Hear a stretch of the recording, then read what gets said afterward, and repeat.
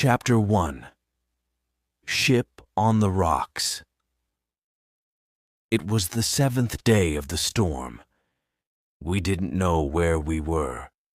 Everyone on the ship believed that death was very near.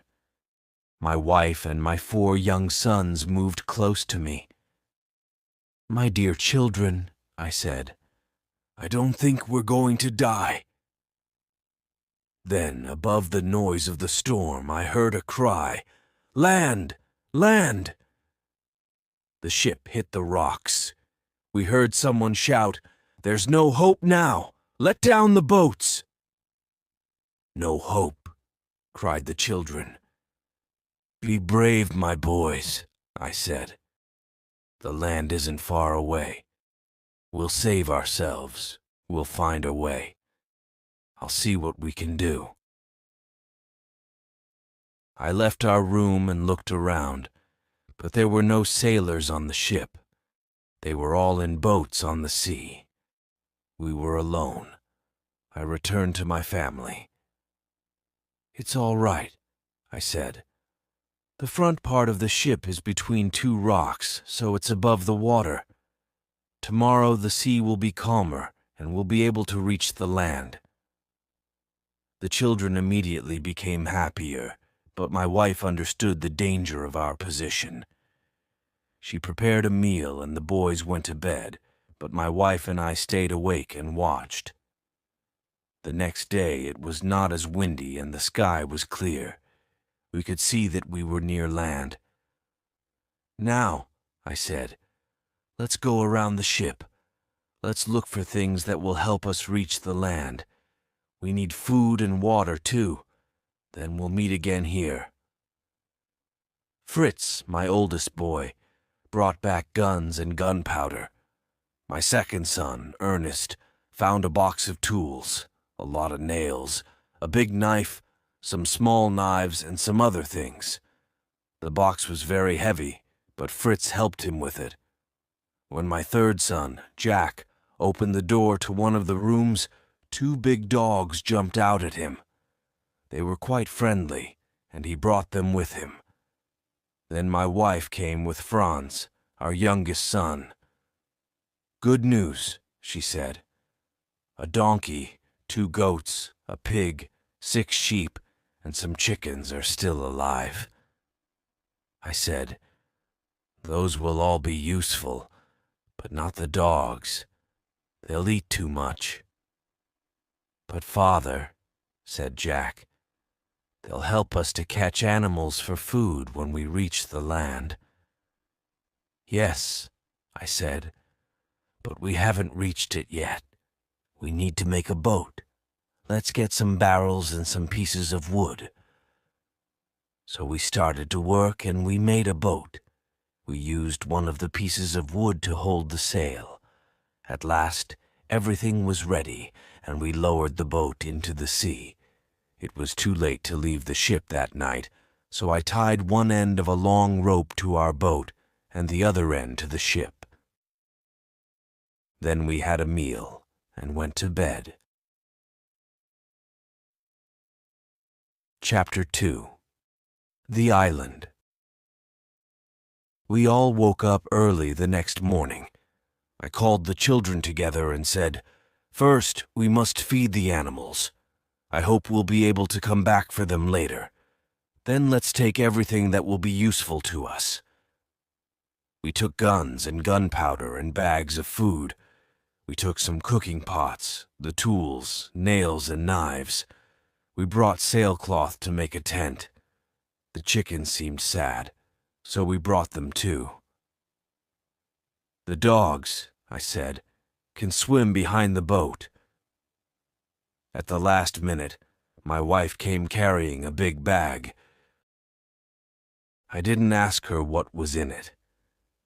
At first, the boat turned round and round, but after a time, I learned to sail it. "Look!" cried Fritz as we came nearer the land. "Those are coconuts. We'll have coconuts to eat." The dogs were swimming towards calmer water. "They know the best place to land," I said. I'll follow them. 3 of the boys jumped onto the beach. Then they helped Franz to follow them. We took everything out of the boat and freed the chickens. Then I cut some wood from the trees, put it in the ground, and made a tent from the sailcloth. Now, I said to the children, go and bring some dry grass for our beds. While they were doing this, I found some big stones for a fireplace. I soon made a good fire using dry wood from the beach. My wife got a pot of water from the river and put it on the fire. Then, helped by little Franz, she began to cook a meal. Fritz took a gun to the other side of the river. Ernest went to the right along the beach, and Jack went to the left. Suddenly I heard Jack shouting. I took a gun and ran to help him. I found him standing in water up to his knees. "Come here, father," he shouted. "Come quickly. I've caught something really big." "All right," I said. "Bring it here." "I can't. It's caught me." I laughed. Then I hit the large shellfish with my gun and freed Jack. It was only holding on to his clothing, so he wasn't hurt. "Well, Jack," I said, "you've caught our first fresh food." Just then, Ernest came. "I found some things that are good to eat too, but I need help to get them." "What are they?" "They're shellfish too, but I can't get them off the rocks." "We'll take them later, after our meal." "The food's ready," said my wife, "but we should wait for Fritz." She looked at her pot. "How shall we eat it? We can't eat soup with a knife. We need spoons, but we haven't got any." "We can cut coconuts in half and use them." "We can, but we haven't got any coconuts," I said. "There are shells on the rocks," said Ernest. "We can use them if you help me." Fritz arrived, so the boys all went to get the shellfish. When they came back, Jack tried to open one with a knife. "I can't do it," he said. "I can't open it." "Put them near the hot fire," I said, "and they'll open without your help." So we sat down to our meal. We ate the shellfish first, and then we used the shells as spoons for the soup. "But we haven't got any plates," said my wife. "I've got a plate," said Ernest, showing her a very big shell. "I found it on the beach. There are lots of these shells near the place where I found this one." "Then why?" I asked. "Didn't you bring plates for all of us?" The sun was going down when we finished our meal. Then my wife opened her bag from the ship and began to throw corn to the chickens. I stopped her. "I'm very glad that you've brought this, but we mustn't give it to the chickens. We must plant it. Then when it grows, we can make bread. The chickens can have other food." It was time for everyone to go to bed. We took our guns with us into the tent. Chapter 3. The Baby Monkey. We woke up very early the next day. "First," I said, "we must see if any of the sailors from the ship have reached land." "We don't all need to go," said my wife. "You take Fritz. I'll stay here with the other boys." "Yes," I answered. "I'll take Turk with us, and Flora can stay with you." Those were the names of our dogs. My wife gave us bags of food to take with us. We walked along the beach, looking in the sand for signs of other people, but we didn't find any. Fritz had a gun with him. "Shall I use the gun?" he asked. "If they're near, they'll hear it."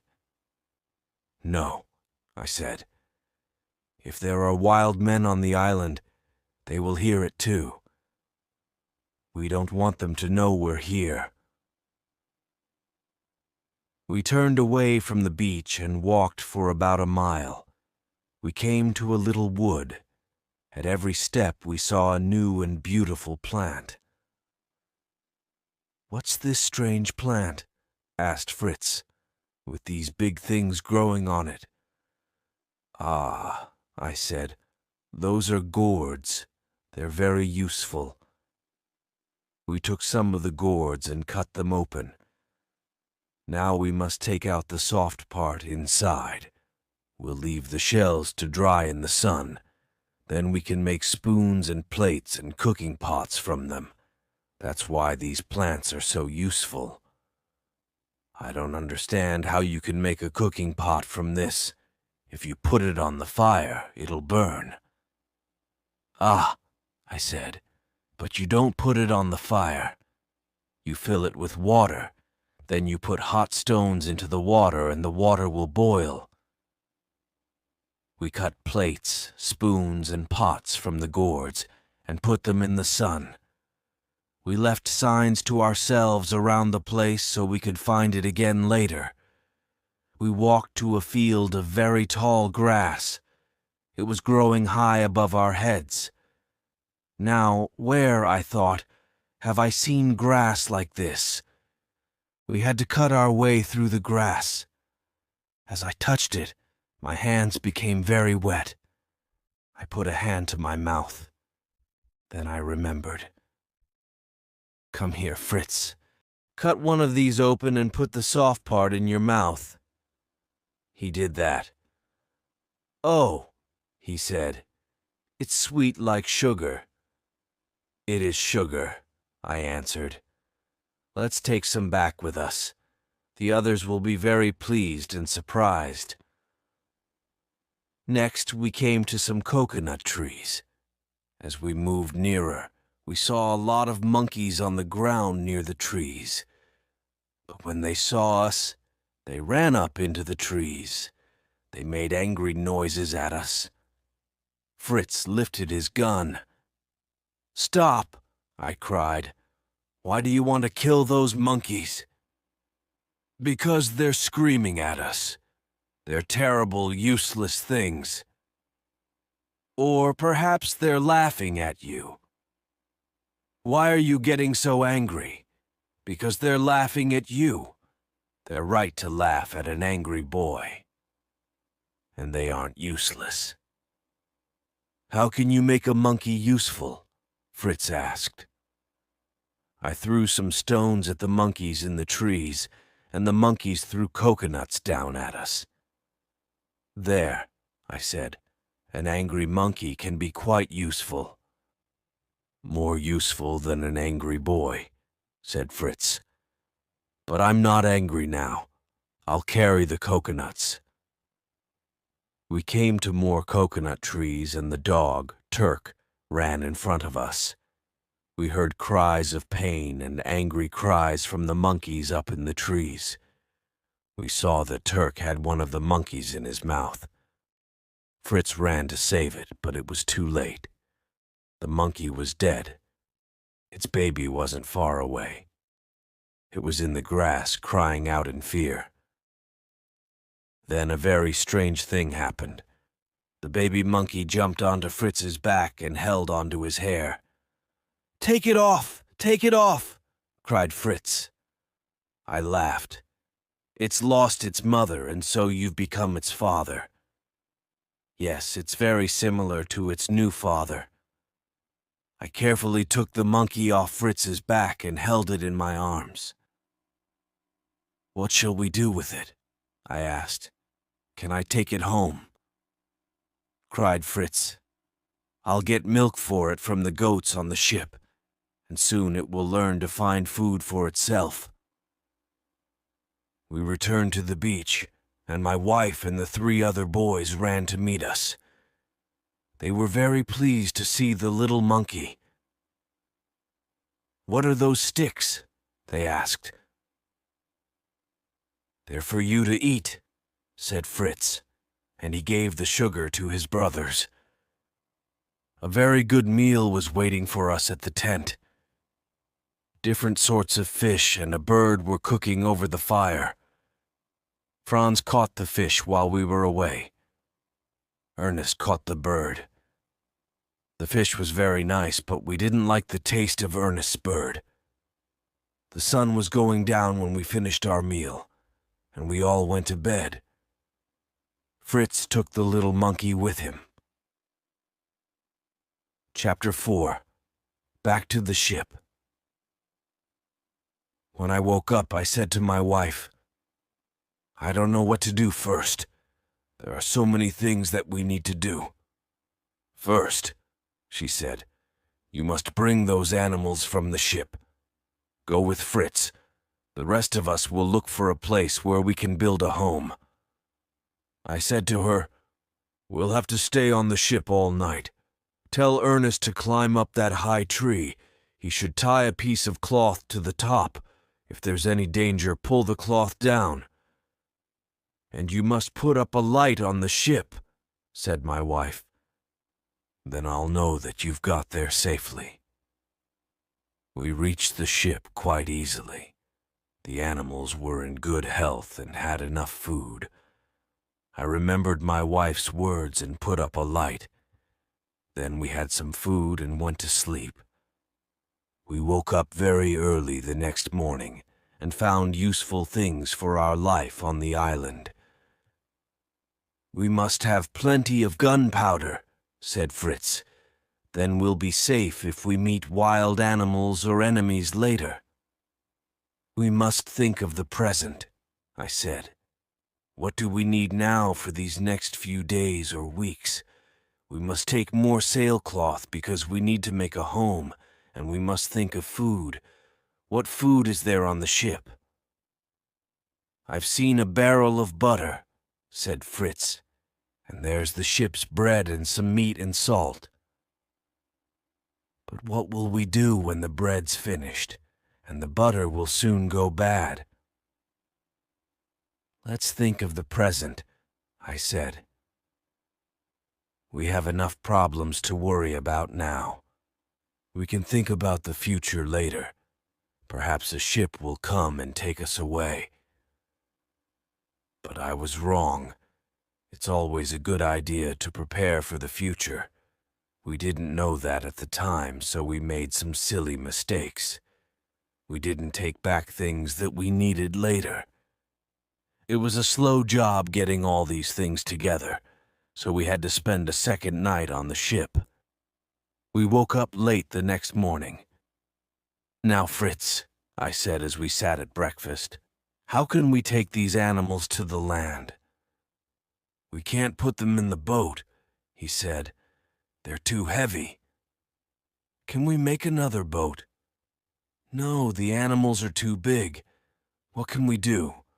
The pig can swim, but the goats and the donkey can't swim so far." "No," I said. "We can't make a boat that's big enough. There are a lot of barrels on the ship, enough for a bigger boat, but we haven't got time to make one." "Barrels!" cried Fritz. "Let's make a boat for each animal. Let's tie barrels to the animals. The barrels will hold them up above the water when we pull them behind the boat." "That's possible," I said. "Let's try first with one animal and see." We tied a barrel to each side of a sheep and put it into the sea.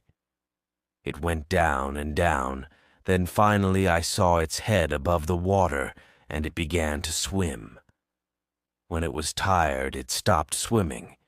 It stayed there, held up by the barrels. Fritz jumped into the sea and tied a rope to the sheep, and we pulled it back into the ship. We worked very hard, and for a time the job seemed impossible. The pig and the donkey were the most difficult. "Perhaps we should leave them," said Fritz. "We need the goats more than the other animals." We tied barrels to the goats, and then tried again with the pig and the donkey. The donkey seemed to understand, but the pig gave us a lot of trouble. "The pig's very fat," said Fritz, "and pigs are good swimmers. Perhaps its fat will keep it up in the water." So we didn't tie barrels to the pig. At last we got all the animals into the water. Then we climbed into the boat and put up the sail. There was a strong wind, and we soon reached the land. I cut the barrels from the animals, and they came up onto the beach. They were glad to be on land again. My wife and the boys came running. My wife was surprised to see all the animals, even the pig, safe on the land. "How did you think of using the barrels?" she asked. "I didn't think of it," I answered. This was Fritz's plan, not mine. Chapter 5. A New Place. "What did you do, my dear, while Fritz and I were on the ship?" I asked. "I found a place for our new home," said my wife. "It was impossible to stay in the tent because it was so hot, and there are no trees here that we can sit under. So Ernest and Jack took their guns, and we took enough food with us for the day. The dogs came too. We came to a river and crossed it on stones. Then we walked up to higher ground. From there I could see a small group of 10 or 12 trees. They were the biggest trees that I've ever seen. We stopped and ate our lunch there. It seemed to me to be the perfect place to live. Now you know my story. I went to look for a new place to live, and I found one. Promise me that we'll go there tomorrow. We'll make a home for ourselves in one of those big trees." "What?" I said, laughing. "In a tree house. We can live under a tree, but how can we get up into the tree? Fly? You can laugh if you want to, but I'm sure that we can build a small hut in the branches. We'll think of a way to get up there." "Right," I said. "We'll all go and see the place tomorrow. Then we'll think about what we can do." During the night, I thought about our conversation. Then, as we sat at breakfast the next day, I said, "Yes, we'll move to the place that you saw on the other side of the river." I turned to the boys and said, "Now, what's the first thing that we must do?" "I know," said Jack. "We must move the tent there, and then take all our things and the animals. What do you think, Fritz?" "The place is on the other side of the river." Mother, Ernest, Jack, and Franz went across on stones. But the donkey and pig can't cross on those stones, and we can't carry our things across the water. We must build a bridge. That's the first thing, isn't it?" "No," said Ernest. "First, we must go out to the ship and bring back wood for the bridge." "We don't have to do that," said Jack. "There was a lot of wood on the beach where that shellfish caught me. It's come from other ships, and there will be more there now." "Good boy," I said. "Let's see what we can find." Jack was right. We found plenty of wood. We tied together the big pieces which were useful to us. We pulled them to the mouth of the river. Then we got the donkey, and with its help, we pulled the pieces of wood up the river. Finally, they were at the place where we wanted to build our bridge. It wasn't easy, but we put 3 long pieces across the river. Then we nailed more wood across them. It was very hard work, and we all slept well that night. The next morning we got up early and began preparing for our journey. We put our pots, food, and smaller things into bags and hung them on each side of the donkey. We put little bags on the goats, but the pig refused to carry anything. Franz sat on the back of the donkey so it could not run away. The boys and I carried the other things that we needed for the first few days in our new home. When we were all ready, my wife said, "We can't leave the chickens here. If we leave them, we'll lose them all." Fritz and Ernest tried to catch the chickens, but it was impossible. They ran away. "I'll show you how to do it," my wife said. She threw a little corn on the ground, and all the chickens ran to it. When she threw some more inside the tent, they all went inside. Then, while they were eating, she closed the tent. "Now, Jack, you go into the tent, catch the birds, and pass them out to us. We'll tie their legs and put them in 2 barrels on the donkey's back." At last, we were ready to start. We put our other things inside the tent and closed it carefully. Fritz and my wife went in front. Next came the donkey with Franz on its back, then Jack with the goats. The monkey rode on the goat that gave him his milk. After him came Ernest and the sheep, and I came last. The dogs helped us to keep all the animals in line. The pig did not want to come with us, so we left it behind. But when it saw us leaving, it came running after us. When we reached the bridge, it was there too. We crossed the bridge very carefully. I was worried about the weight of the donkey, so I went first. The bridge was all right, so the donkey went next. Then the rest followed, but not the pig. Oh no, the pig refused to go on the bridge. We tried everything but without success. Then, when we were all on the other side, the pig swam across. It followed us, so we reached the place where we wanted to make our new home. "These are wonderful trees," said Fritz. "They're so tall." "Yes," I said. "I didn't think they were as big as this. This is an excellent place. If we can make a house in one of these trees, we'll be safe from wild animals." We tied up the animals so they couldn't escape, but not the pig. The pig lay down and slept. We freed the chickens, and my wife started a fire and cooked a meal for us. Chapter 6. The Rope Ladder. After the meal, I said, "We must sleep on the ground tonight. I can't see how we can get up into a tree this evening." Then I went to the beach with Fritz and Ernest. We looked for the things that we needed for a ladder. The beach was covered with pieces of wood of all sizes, carried there from ships by the sea. "It'll be difficult to make a ladder out of these pieces of wood," said Fritz, "and it'll be very heavy."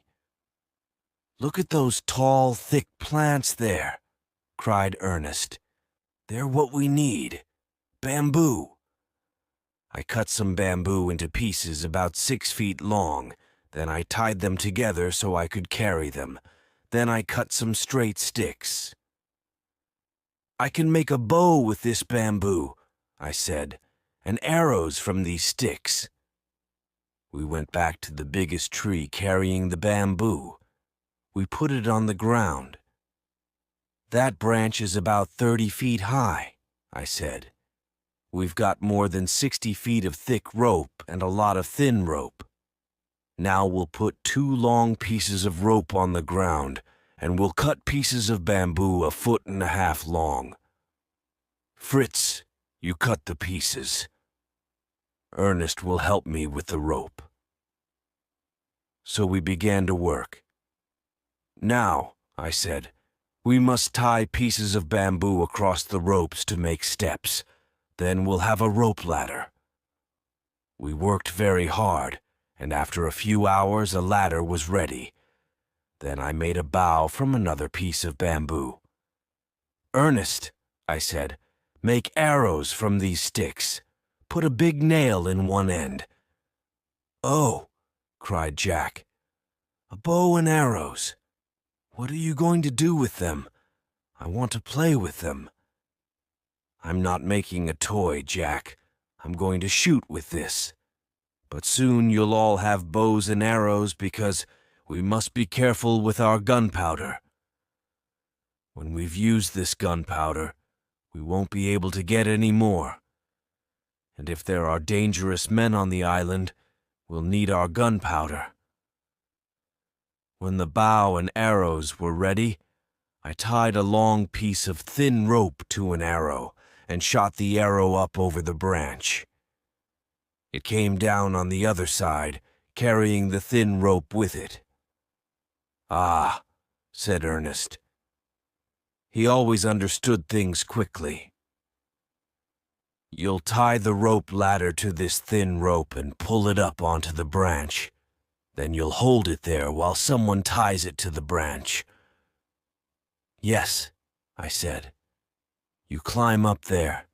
You're smaller than Fritz, and I don't think Jack can tie the ladder well enough." Soon the ladder was tied to the branch. "That's a good day's work," I said. "Now we must tie up the animals and we'll sleep at the foot of the tree. Tomorrow we'll begin to build our tree house." "Look," said Jack. "The chickens are on our rope ladder." I looked. Each chicken was sitting on a step. They were already very comfortable. I lit a big fire to keep away dangerous animals. Then I decided to stay awake and watch. Chapter 7. The Treehouse. I was worried at first. I didn't feel that we were in a very safe place. I heard a strange sound. No, it was only the movement of the trees. The fire was getting low. What were those shadows? Was that a wild animal moving nearer, nearer? I got up and put more wood on the fire. At last, I felt safer and went to sleep. It was light when I woke up. All the others were already awake. We had breakfast and then we started work again. My wife milked the goats. Then she went down to the beach with Ernest, Jack, Franz, and the donkey to get wood for the tree house. Fritz and I climbed up the ladder into the tree and planned our new home. "These branches," I said, "are thick and close together, and they come straight out from the tree. The floor of the house can be here, and the tree will be one of the walls." Fritz looked up and said, "Those higher branches will hold up the roof." "But what sort of roof?" "We'll put a sail over the branches and bring it down to the floor on two sides." That, as you will hear later, was a great mistake. I was very stupid, but at the time, Fritz and I were very pleased with our simple plans. "This fourth side," I said, "will be open. We can look out from there. Perhaps we'll make a place where we can sit outside in the daytime." "It will be a beautiful house," said Fritz. Then my wife and Ernest arrived. The donkey was pulling a lot of wood behind it. More wood was tied on its back, and Franz was sitting on top of that. They left the wood and went back for more. "How shall we get it up here?" said Fritz. "Shall I carry it up the ladder?" "No, we must pull it up. Now where did I see? Yes, I remember. It was in Ernest's box of tools." Fritz found the little wheel. We tied it to a branch and pulled up the pieces of wood. Then I started to make the floor. When evening came, the floor was finished. We hung our sailcloth over the higher branches and nailed it down to the floor on two sides. On the fourth side, we could see across the country around us, and plenty of air could come into the house. There, I said. Our house is finished. Then I saw that there were more pieces of wood. We'll make a table and some chairs from these tomorrow. Tonight we'll sleep in our new house. The 3 older boys quickly went up the ladder, carrying everything for their beds. My wife was afraid of the ladder, but she reached the top safely. Then I took Franz on my back. I untied the ladder from the posts in the ground, climbed up, and pulled the ladder up after me. "Now we're safe in our treehouse," said Jack. "Nothing can climb up here." "Oh," cried Fritz. "Where's the monkey?" "There," said Ernest, pointing to Fritz's bed. "A monkey can climb up anywhere." I kept my gun by my side. I was still not sure that the animals below were safe, but the night passed quietly. Chapter 8. Back to the tent. After breakfast, Fritz and I started to make a table. Suddenly we heard a loud bang, and a small bird fell almost at our feet. "That was a good shot," said Ernest, picking it up. He was very proud. "It wasn't good," I said. "We can't use our gunpowder like that. We can use the guns to shoot large animals for food, but for birds and small animals, we must use bows and arrows. Look at the bow and arrow that I've made, Ernest. Try to make better ones and learn to use them." When midday came, we put some barrels around the new table. We were ready to eat our first meal at it. "Where are Ernest and Jack?" asked my wife. "Let's start. If they come late, they won't have any lunch." "Maybe something has happened to them," said my wife. "I can't eat if they're not here." We waited. "I'm sure nothing has happened to them," I said at last. "They're young and silly and don't notice the time. Put the food on the table." Then Ernest and Jack arrived carrying bows and arrows. "Look," said Jack. Before I could speak, he held out 2 very small birds. We shot them with our bows and arrows. "I'm very pleased about that, but I'm angry because you're late. Your mother's been worried about you. Sit down and eat your lunch." We only had meat and a little bread for lunch.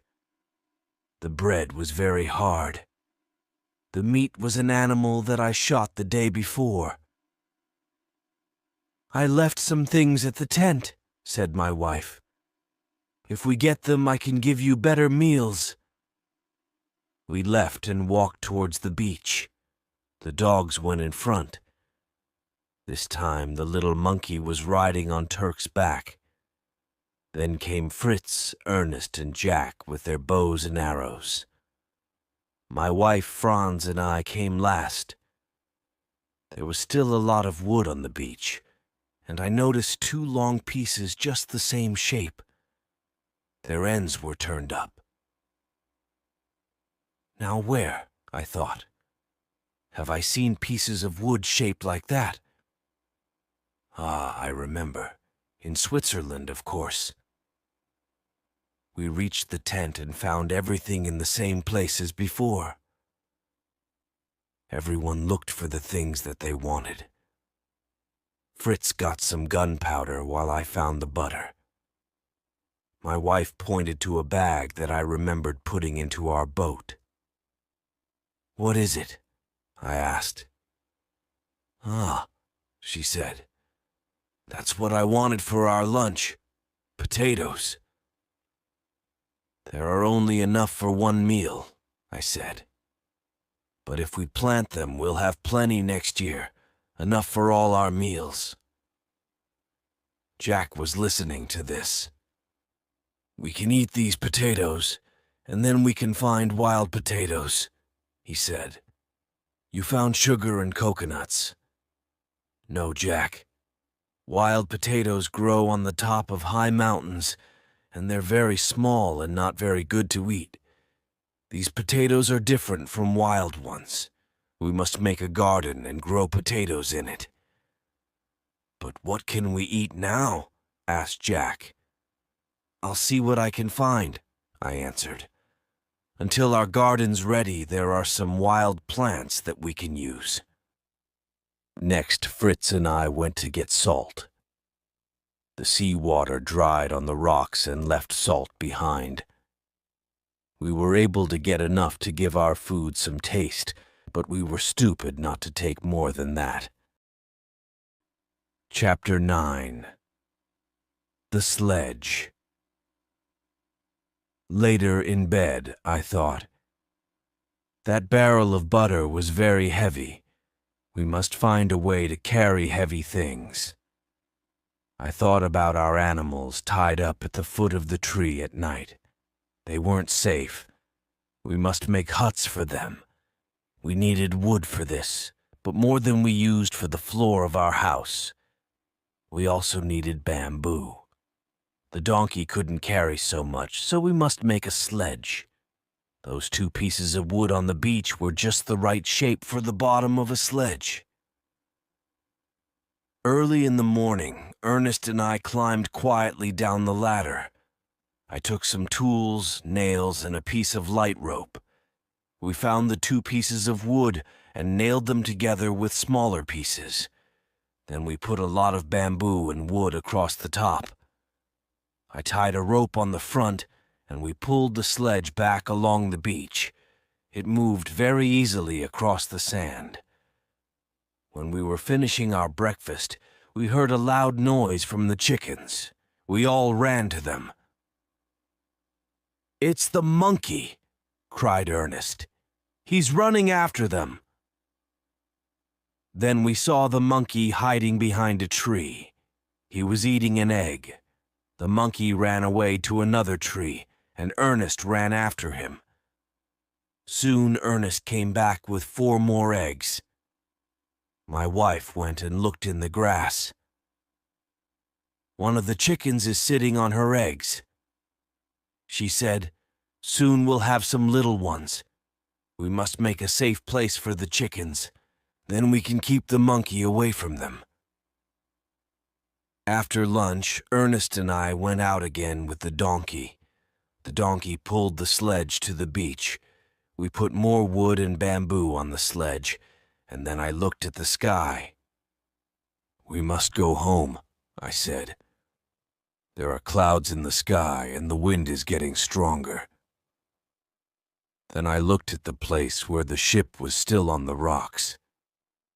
Another storm could carry the rest of it away. We must make one more journey to the ship before it breaks into pieces.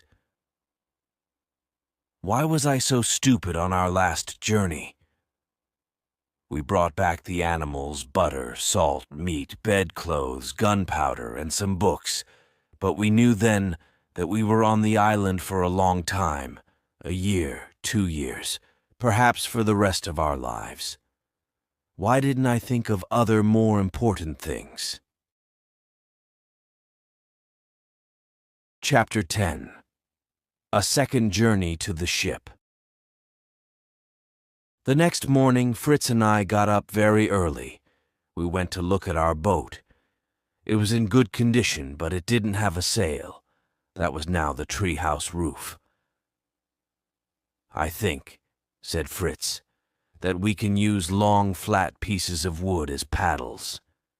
"Yes," I said, "but we must get another sail from the ship.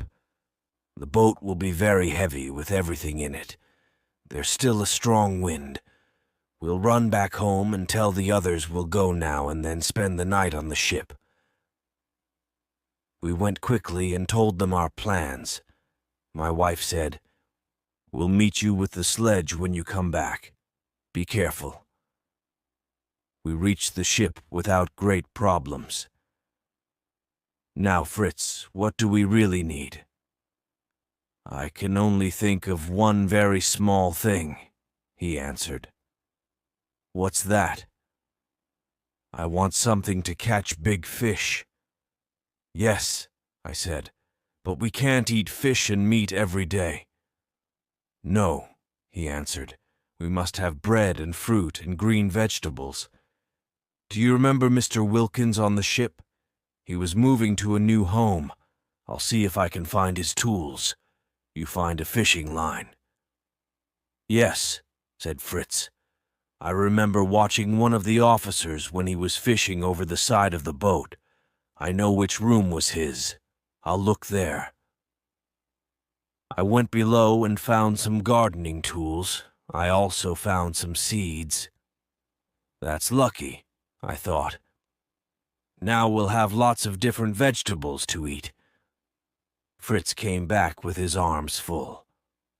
I remember, I said to Fritz, that Mr. Wilkins was bringing a light plow with him. Shall I take the plow to the island? What will pull it? Asked Fritz. I don't think the donkey can pull a plow. No, I answered. No, you're right, but it isn't very big. We'll take it. Perhaps we can use it. We slept on the ship that night. The next day was windier and the sky looked stormy. We put a good sail on our boat and started back towards the land. Perhaps, said Fritz, we can catch a fish on the way back to the land. He put a fishing line over the side and pulled it through the water. Suddenly we felt something on the line. It was very strong and pulled the boat back towards the open sea. The fish will carry us away, cried Fritz. We must cut the line. No, no, cried Fritz. Let's wait.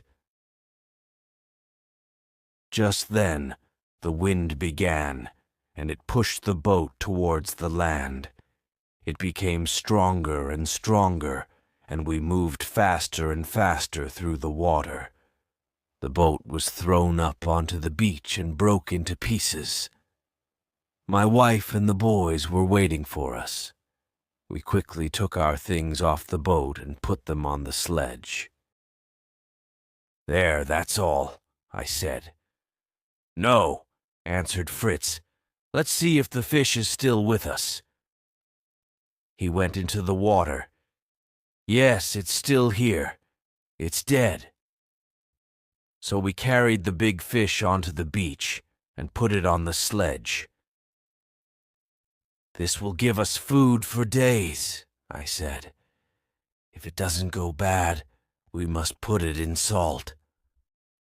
But now, said Ernest, we haven't got a boat. What should we do? We'll take the barrels that we used for the boat, I said. They'll be very useful for food and other things. Ernest, you walk along the beach. I think the sea threw one of the ship's boats out of the water. There I was right. There was a boat. It was badly broken, but we were able to mend it. We had some of the fish for supper, and it tasted very nice. Then my wife kept some for our meals the next day and put the rest into a barrel with salt. After our meal, we sat around the fire. We talked about the things that we had to do in the next few days. You must make a hut for the tools and other large things, said my wife. You can't carry those tools up and down into our house. Yes, I said. And we must also make some huts for the animals. We won't need many huts, said Ernest. Oh, I said, let's see. I think we'll have more animals soon. And I was right. We must make a garden too, I said. A big garden, said Fritz.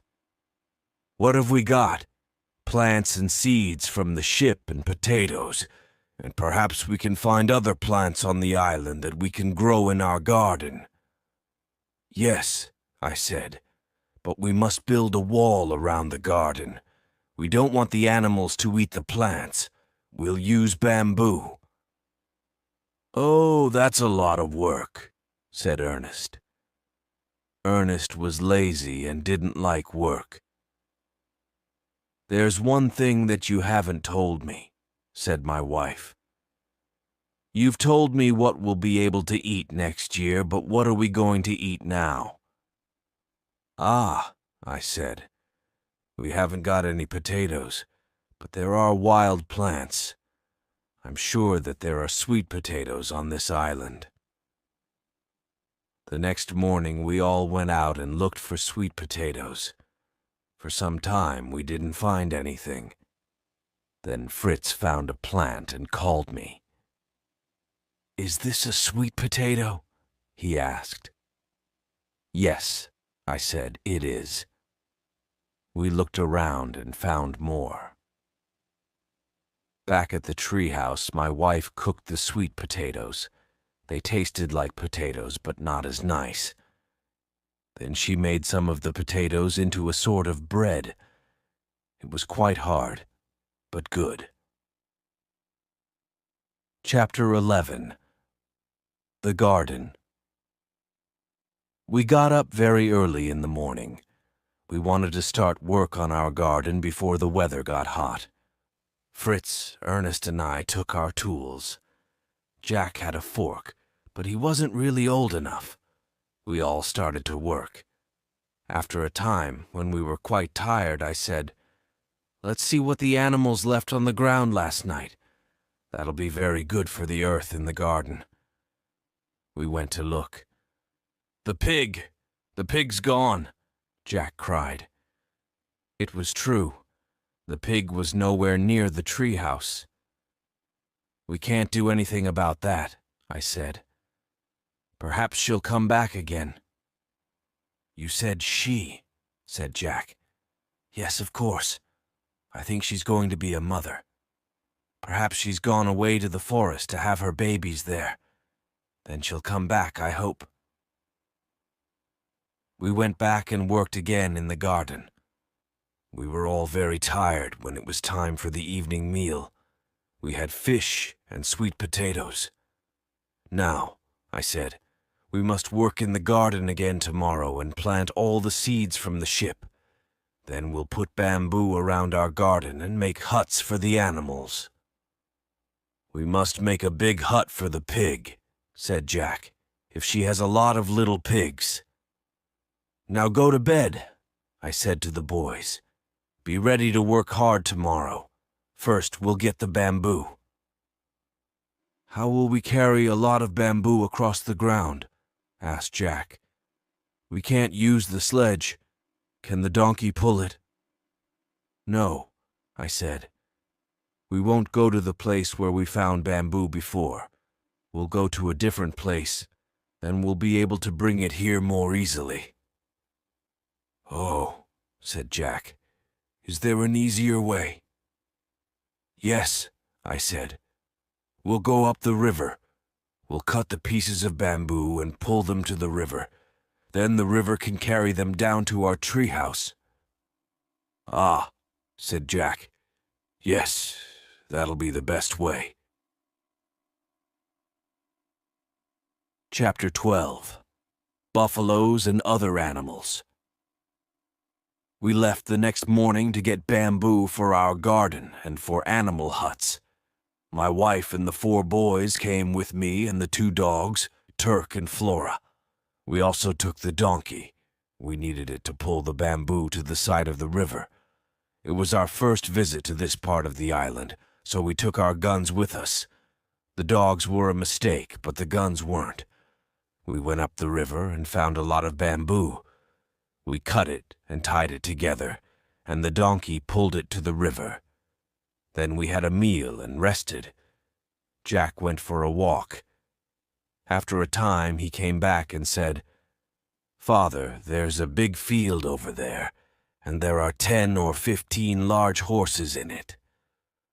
I said, "Jack, there aren't any horses in this place." "There are," he said. "Come and see." When we came out of the trees, we saw a lot of buffaloes.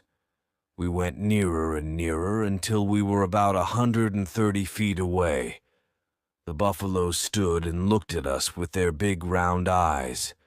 They didn't seem to be angry or afraid. I could see 2 young buffaloes. Then Turk and Flora began to jump up and down, making a lot of noise. The buffaloes became angry and they came towards us. We were in great danger, but Fritz and I both used our guns. One of the buffaloes fell dead and the others turned and ran away. We were lucky to escape so easily. I said to Fritz and Ernest, "Come and catch those 2 young buffaloes. The dogs have pushed them into the trees. We must take them with us." We put ropes around their necks, and they came with us without any trouble. We hurried away as fast as we could. "Now," I said, "we'll leave the bamboo until tomorrow, but the young buffaloes will be very useful. We'll give them milk from the goat." The goat gave the young buffaloes her milk. "But," said Jack, "there won't be much milk for us." "No," I said, "but soon we'll have as much milk as we need." "You seem very pleased about the young buffaloes," said Ernest. "Yes, I am," I answered, "because now I can see an answer to 2 big problems." "Oh," said Ernest, "what problems?" "These," I answered. "When the goat doesn't give us any more milk, we won't have any. But these 2 young buffaloes will grow up, and they'll have babies, so we'll have more and more buffaloes and plenty of milk. Buffalo milk is very good. We can make butter from it, and perhaps cheese too." "And what was the other problem?" asked Fritz. "The other problem," I answered. "You remember the plow that we brought from the ship? I didn't know how we could pull it. A buffalo is very strong, and the buffaloes can pull the plow for us. So now we have a plow and we have milk." "Not yet," said Ernest. "No, not yet," I answered, "but next year. We mustn't think only of today. We must think of future years." The next day we went back and cut up the dead buffalo. We brought a lot of the meat back and put it into barrels with salt. Now, I thought, we'll have food in the winter. We also put the bamboo in the river, and the river carried it down to a place near the treehouse. We pulled it to the treehouse and started to put it around our garden.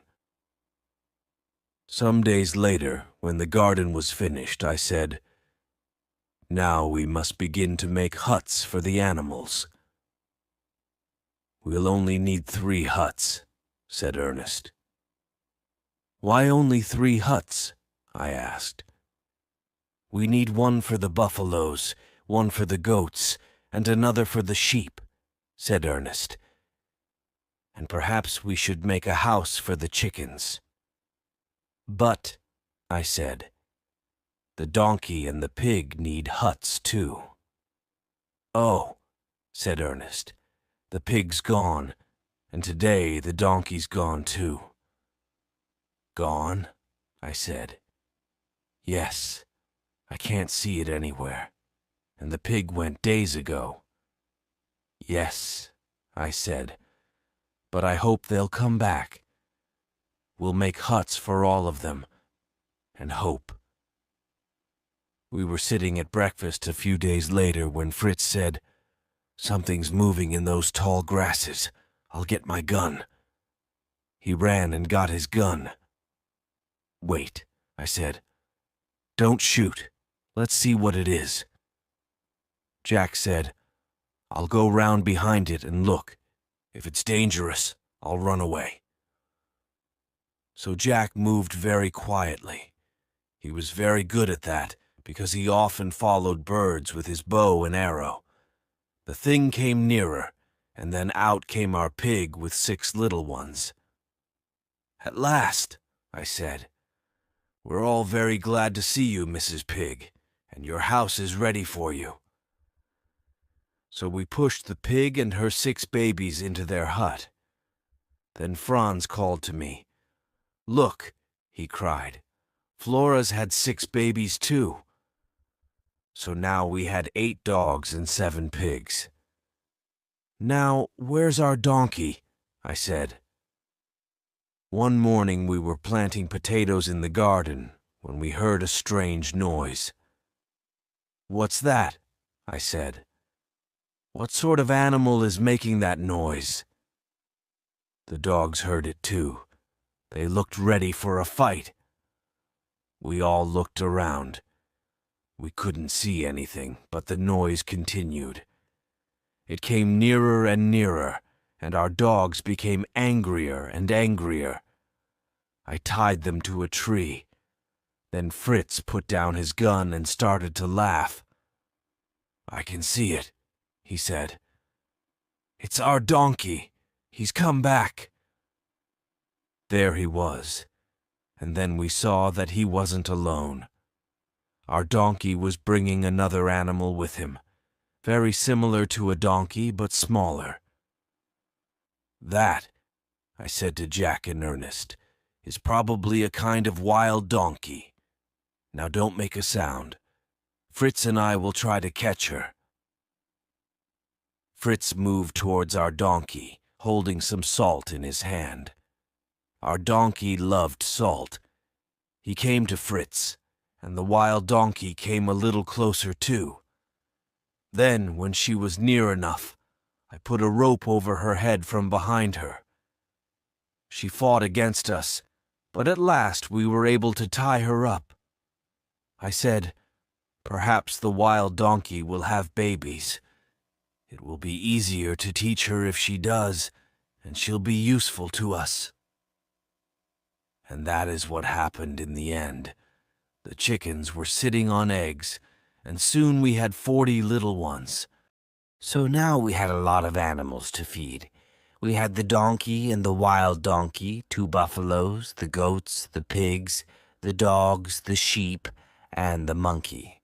I said, "We must work very hard and get food for all these animals. The rainy season is coming."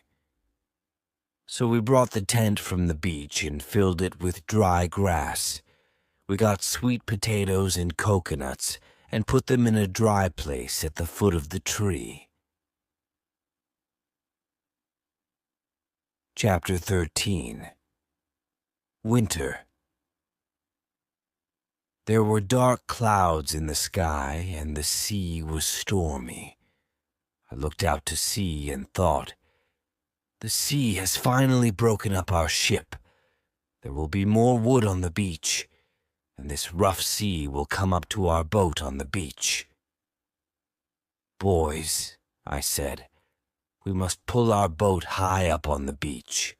We don't want the sea to carry it away, and we must turn it over so it doesn't fill with water." We went down to the beach and pulled the boat up high on the sand and turned it over.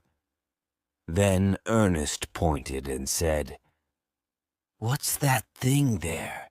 That square thing?" I looked and saw a big box. It was nearly covered with sand. We uncovered it and opened it, and it was full of a sailor's clothes. The clothes were very wet and salty from the seawater. "We can wash them in the river and dry them," I said. "They'll be too big for us," said Jack. "They're too big for Fritz or Ernest."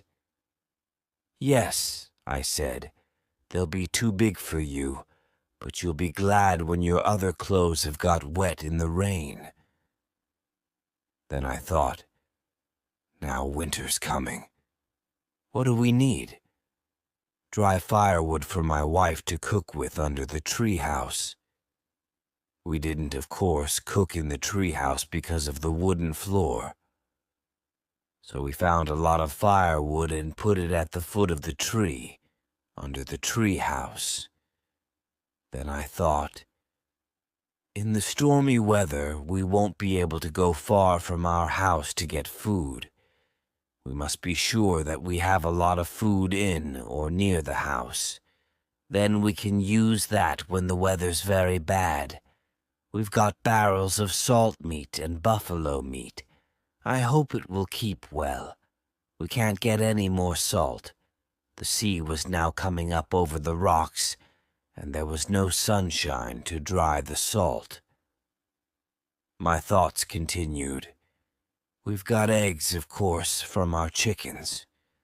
Perhaps we can catch fish with the fishing line from the ship, but that's not easy when the sea is very stormy. We've got sweet potatoes and a lot of coconuts.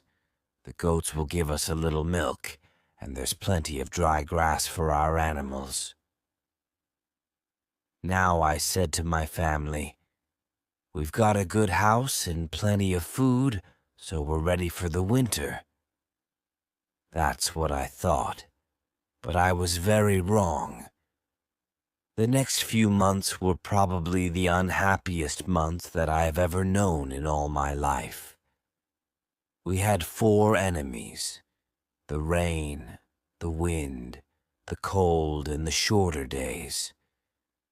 The days were not much shorter, but we had to spend a lot of time inside the house because of the bad weather. The rain came down like a river from the sky. It rained nearly all day and all night. There were only a few days when it stopped. Most of the land was under water. The river was too big to cross, and our bridge was broken. Luckily, our garden was on higher ground, and our plants were beginning to come through. The wind was very strong.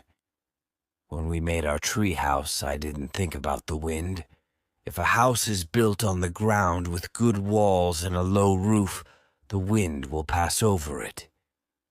The house is safe, but when a house is built up in a tree, the wind goes up into it.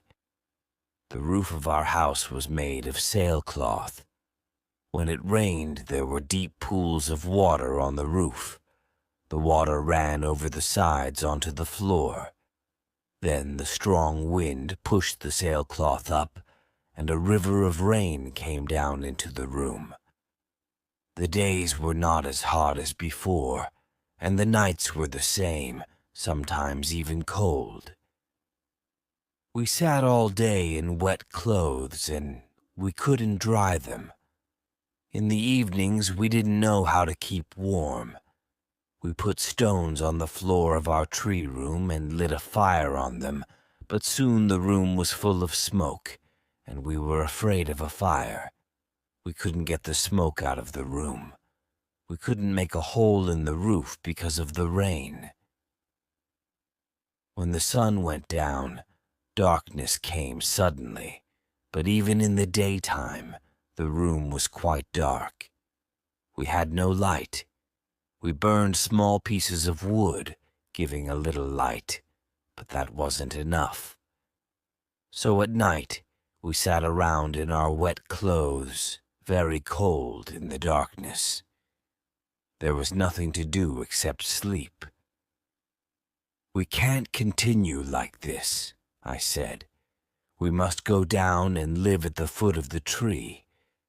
We'll put a sailcloth over this floor.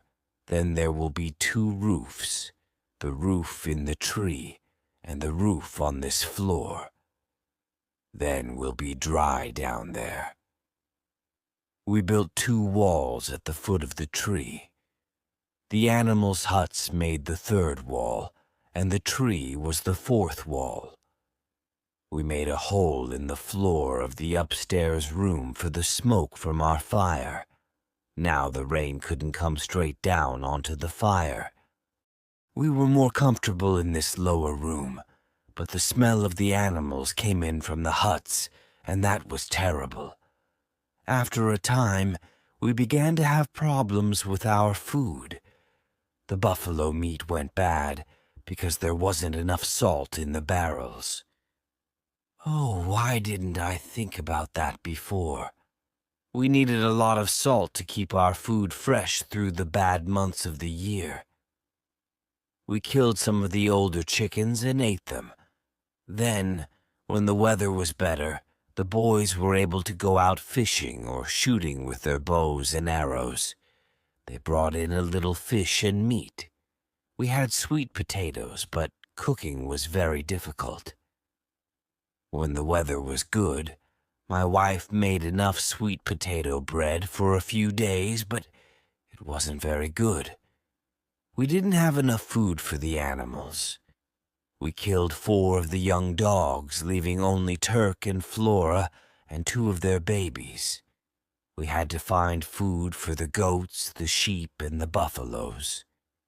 We couldn't give them enough food in their huts, so we moved them out into the forest. We put coconut shells around their necks so we could hear them. Then we put a little food in their huts each night, so they wanted to come back home. Chapter 14. The Cave House. We were very pleased when the storms ended. After those long weeks of rain, the sun shone again. We came out from our dark, smelly room and looked up at the bright sun. Around us, the grass was green, and flowers were coming through. In our garden, the plants were coming up very well, but the birds saw them too. So Jack guarded them with Flora's help and kept the birds away. We also put fishing lines across the plants to protect them from those little thieves. We hung up our clothes in the sunlight to dry them. Then we started work on the treehouse. In a few days, we were able to leave our room at the foot of the tree and go back to our bright and happy home. "I can't live through another winter like that," said my wife. "It will kill me. I'm sure that the first men, thousands of years ago, didn't live in trees like monkeys. They lived in caves, and we must find one too." I knew that she was right. I went out and walked along the coast and looked at the hills near the sea. Some came straight down to the beach. Those were possible places for caves. I walked a long way, but I couldn't see any big ones. I needed a large cave for my family. I went back and told my wife and the boys the caves weren't large enough for us. "So," said Fritz, "if the caves aren't big enough, we must make one bigger." "You can try," I said, "but the rock's very hard. I don't know if it's possible. I'll take you to the best cave that I found above the beach. It was probably made by the sea, but the sea's gone down and left it in the side of the hill. Bring the tools and we'll try." So we went to the cave. We worked for a week, but we only made the cave 6 feet deeper. The rock was very hard. I thought about using gunpowder, but gunpowder was too important for us. I didn't know what to do. "Shall we stop?" I asked Fritz. "Shall we think of another idea?" "I think," said Fritz, "that the rock is getting softer. This piece here seems softer." Jack was the smallest, so he was working at the lowest part of the rock. One morning he cried out, "I've done it! I've done it! I've made a hole right through the rock!" "Don't be so silly," said Fritz. "I don't believe you." "But I have," said Jack. "I have." Fritz went to look. He soon came back saying, "It's true, Father. Jack's right. I can't understand it. Jack has made a hole in the rock, and there's nothing behind it." I was very surprised. I took a long piece of bamboo and put it through the hole.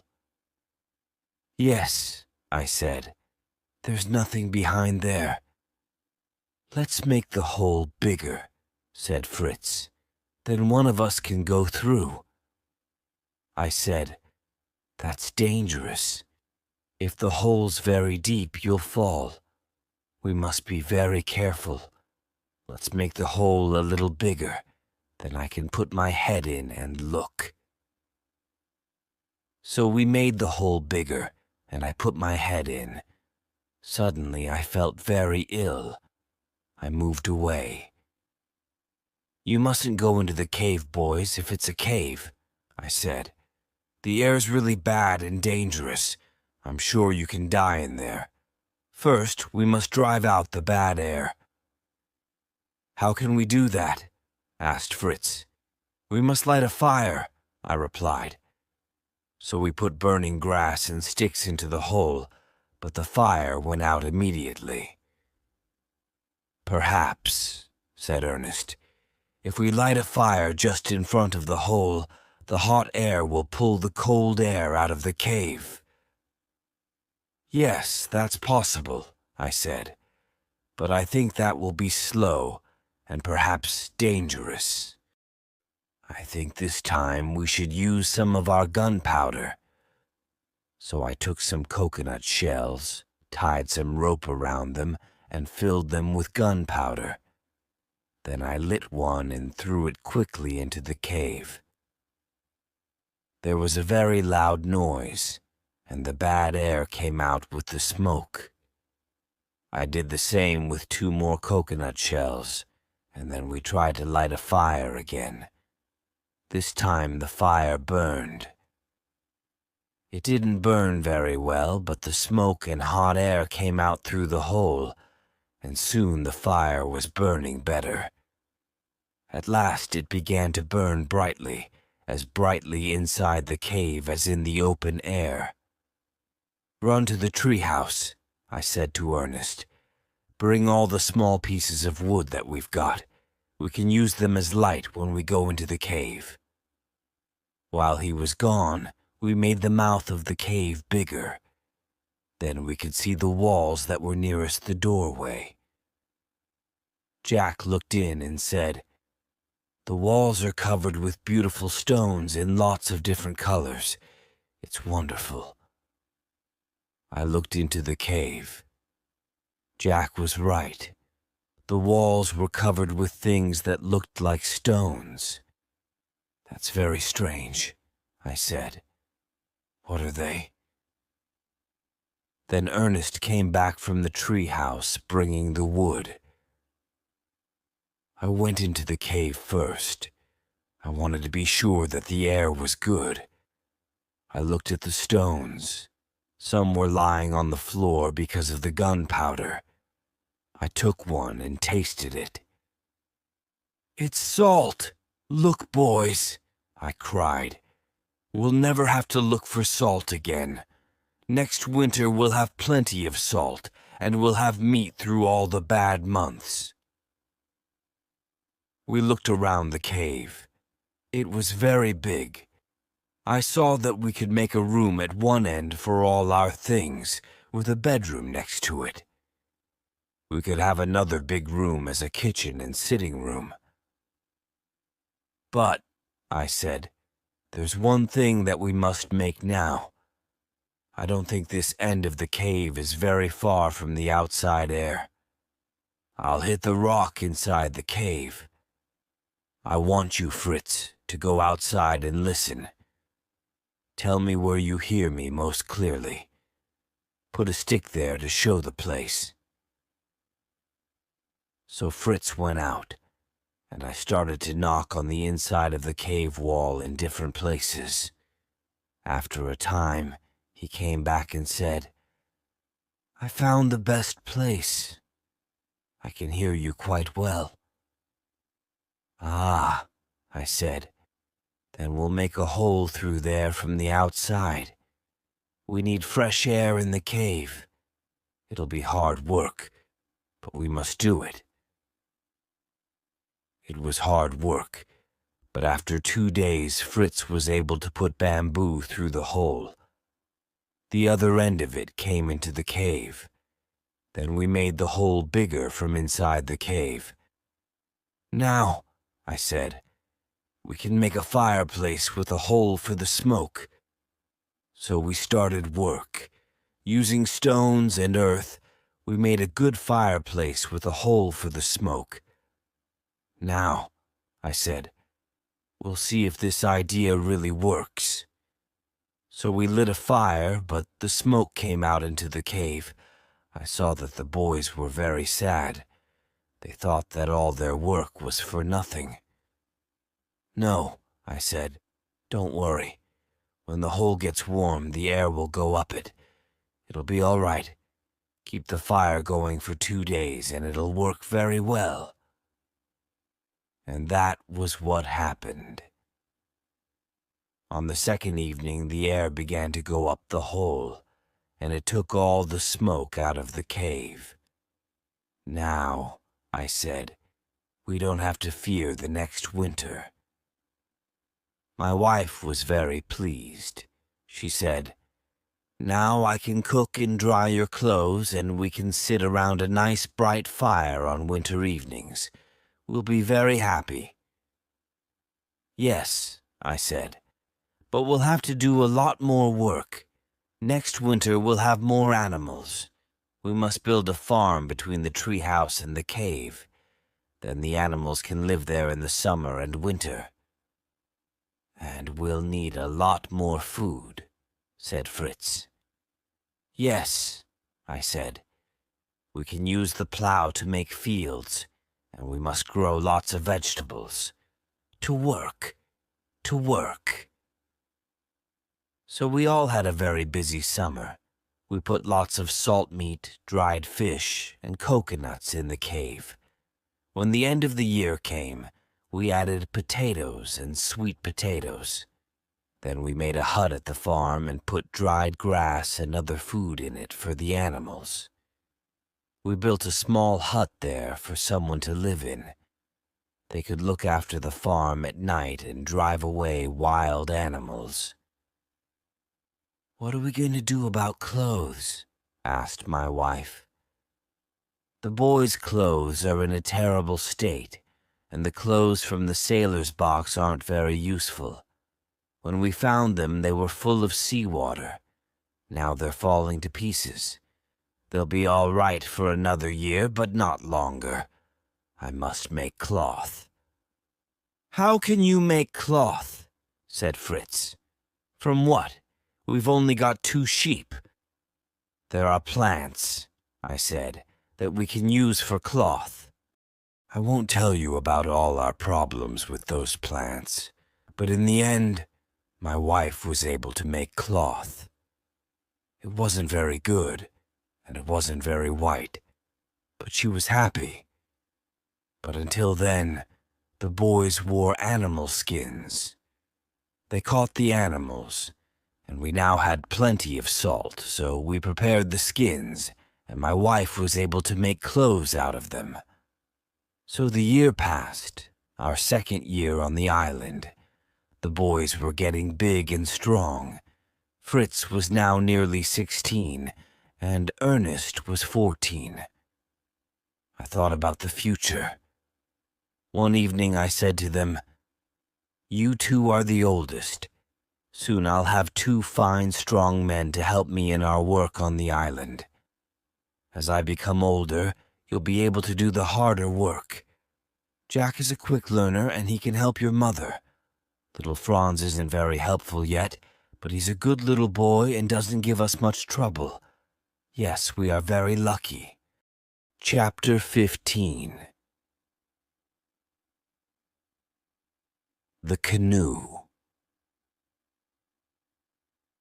As the years passed, we made our houses better. We put a wooden roof on the treehouse.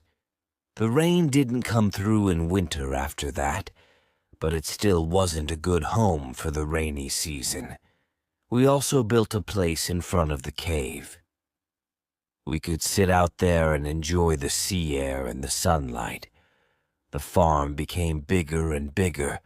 The buffaloes pulled the plow and they gave us all our milk. We were able to make butter from it too. We got more eggs from our chickens than we could eat in the spring and the summer. In the winter, we had just enough eggs for our needs. The wild donkey had a baby. It was very pretty, and it was easier to teach than its mother. Of course, we had problems. One morning, Jack came running back from the farm. "Oh, Father, Father, come and see," he cried. I went down there. Everything in the farm buildings was broken, and the plants from the fields were everywhere. Monkeys laughed at us from the trees. "Oh no," I said. "They've destroyed everything. We must be sure that this never happens again." Turk and Flora's babies were now old enough for us to teach them. We made a rule that one of us, Fritz, Ernest, or I, always slept down at the farm with the dogs. They were quick to learn about the monkeys. We showed them that they must always run after a monkey.